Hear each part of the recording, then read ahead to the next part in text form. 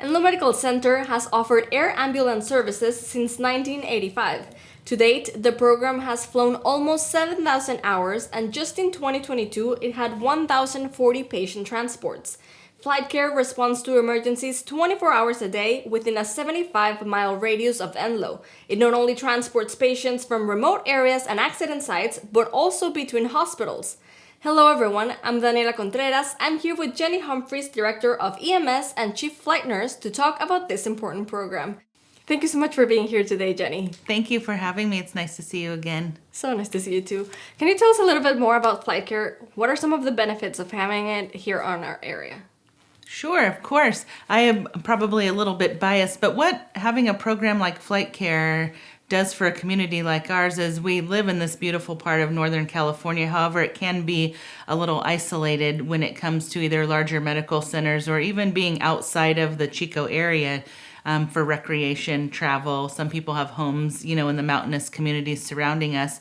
So FlightCare brings critical care and emergency transport to the patient and in a way that's quick and efficient and makes what is a larger rural area a lot smaller by being able to move quickly to patients and get them where they need to go. Right, that's awesome. So what are some of the counties that we go to? Well, in our immediate response areas, obviously here in Butte County, Glenn County, Tehama County, Colusa County, up into Plumas County, Lassen County. So really, from here in Chico, for a 911 response, we go over into the Lake Almanor Basin to the west, out into the Mendocino National Forest. And north of us, the Red Bluff, kind of southern Shasta County, northern Tehama County area, depending on the availability of the aircraft that are in running. And occasionally we get up into Trinity County as well, depending on what's going on with other aircraft in the region. Wow, so it's really far. Yeah, and that's just for 911 response. Now, we do move patients, a lot of patients, in between hospitals, and that range gets much larger. Really from here to nearly the Oregon border. We take patients over to Reno, down to the San Francisco Bay Area, and so we cover a lot of ground as we're moving patients hospital to hospital. Wow, that's amazing. So if someone needs FlightCare services, what can they expect? Well, it really depends on the nature of the request. A 911 call, the agencies, public safety agencies, work to get the closest available air resource to that patient. And so depending on the location of your accident or illness, will depend upon the particular helicopter that gets sent to you.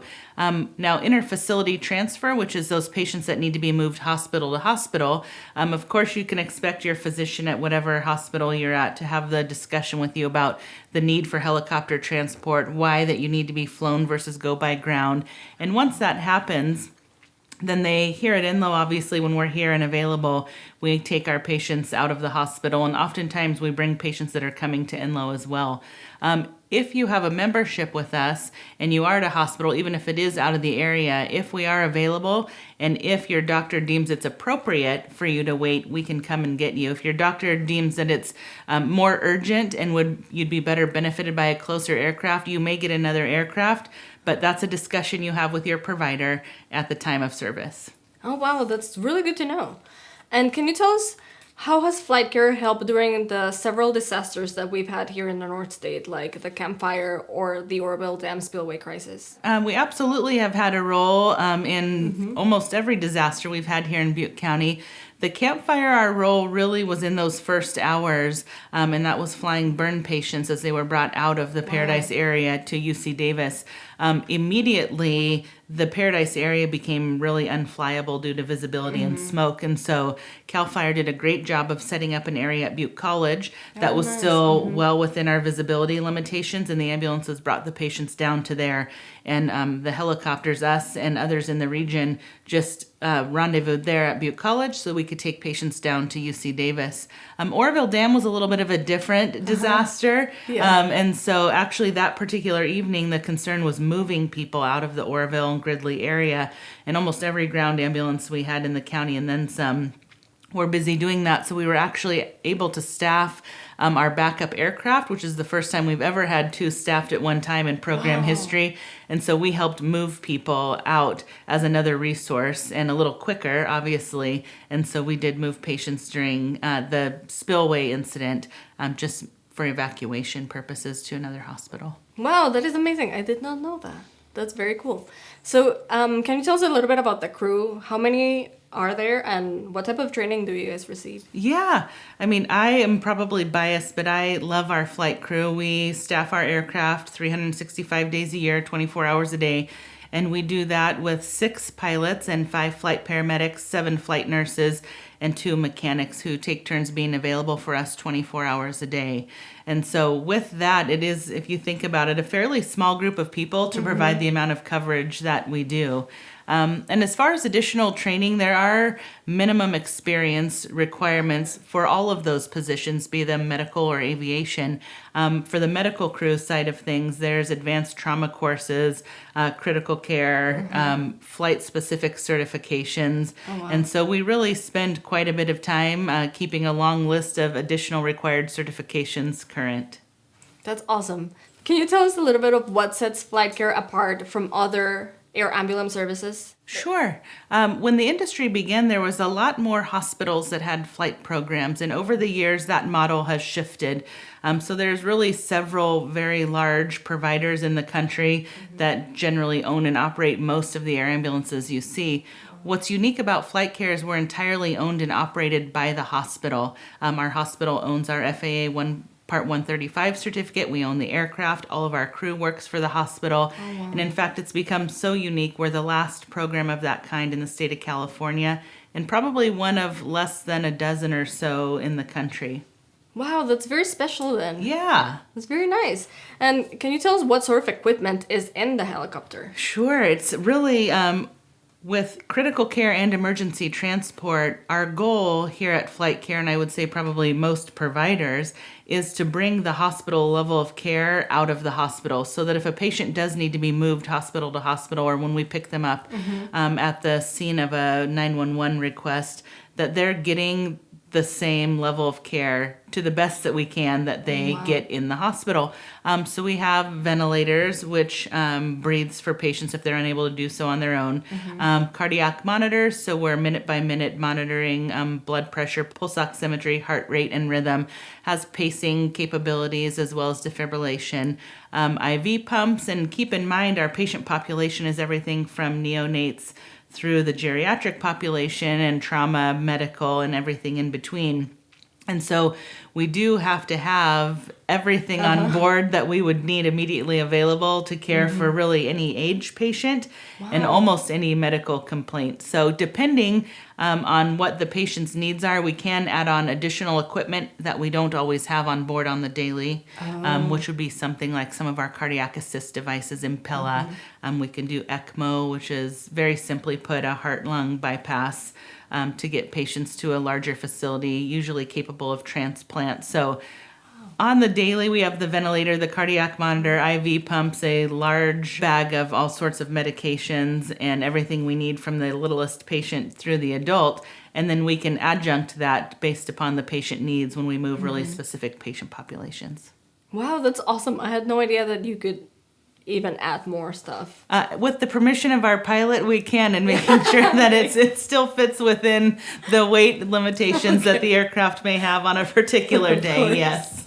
That's great. Can you tell us a little bit about, or you were talking about we have a backup helicopter. So how many helicopters does Enloe have? So we own 2, we operate 1. And so it's important with a service like ours, and because helicopters are machines and we use them, over 1,000 hours a year at this point is what our flight hours are on our primary aircraft. And so being able to have a backup aircraft means that we don't have an interruption in service to our community. So prior to having the backup, when it needed a big service, which they do, or an unplanned maintenance event occurred, then we would be out of service for however long it took to accomplish those things. So now with the backup aircraft, one with planned maintenance, we just know and can move into it as the other one goes into service, or into maintenance rather. And then if we have an unplanned maintenance event, and with our mechanics being on call for us 24 hours a day, they facilitate that quick change. It usually takes us about 20 minutes or so to change into the backup aircraft,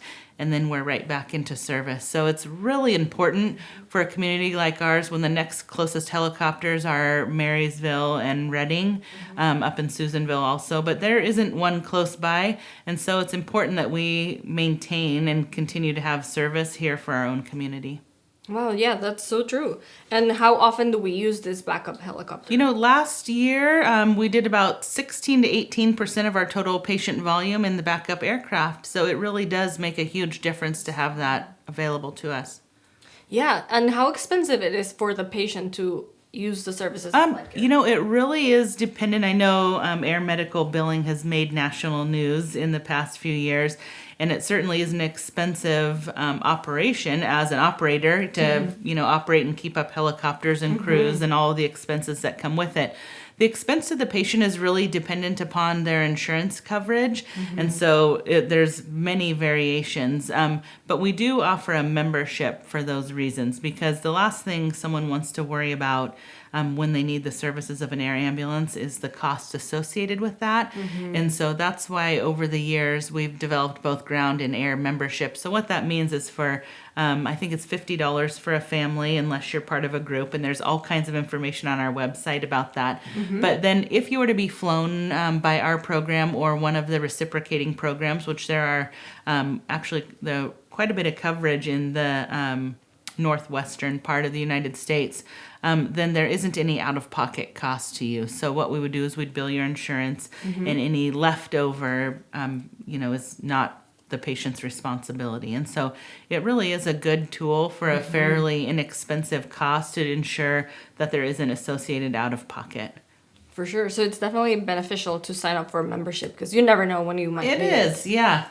Can you speculate, or do you know why has the program been busier in the recent years?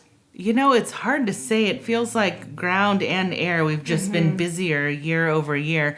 I do think some of it has to do with the regionalization of healthcare, because sometimes patients are having to go further for specialized care.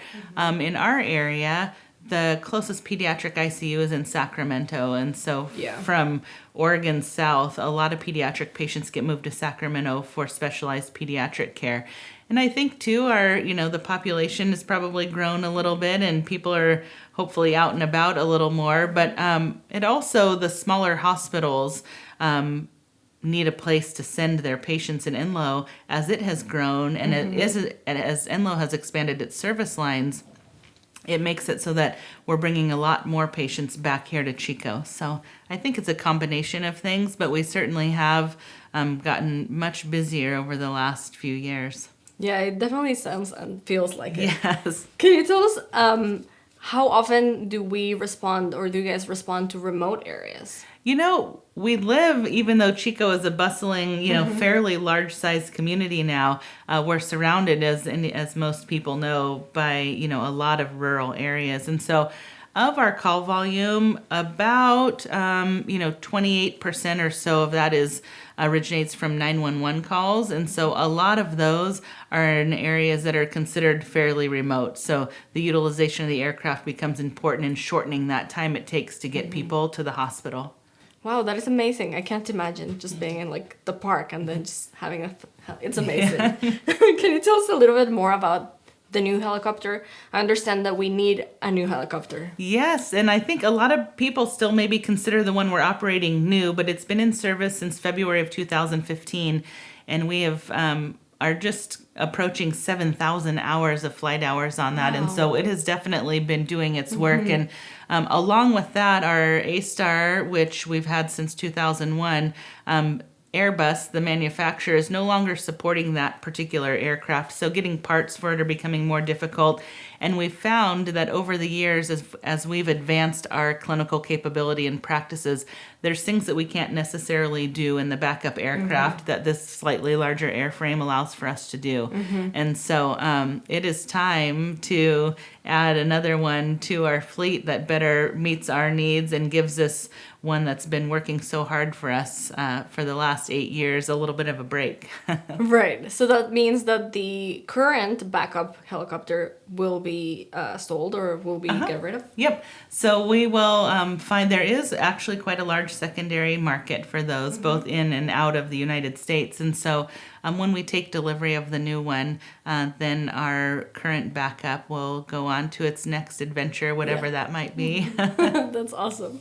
And how much will this new helicopter cost? All in, because you purchase the aircraft from Airbus, and then there's another company, United Rotorcraft, that's going to do the whole air medical interior, because helicopters don't come out of the factory ready Right. to be an air ambulance, right? Correct. So for both of those, so all in, delivered for us, ready for service, will be right around the $5.5 million mark. Wow, that's amazing.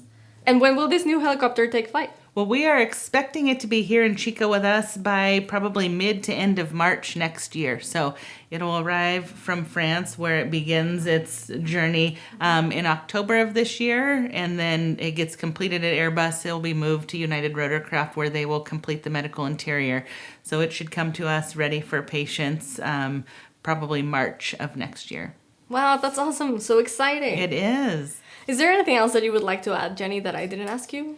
For 38 years, we've been able to serve our communities, and we hope to continue to do so for a long time to come. And none of that would be possible without the support of the communities that we serve. And so we really appreciate it. Awesome. We appreciate all of you and all of what you guys do. So, well, thank you. Thank you so much again for being here, Jenny. Thank you for having me. And thank you all for tuning in. If you want to learn more about FlightCare or sign up for the membership, visit www.enloe.org/FlightCare. And if you want to help bring a new helicopter to Enloe or learn more about the project, visit www.enloe.org/takeflight. See you next time on Health Matters.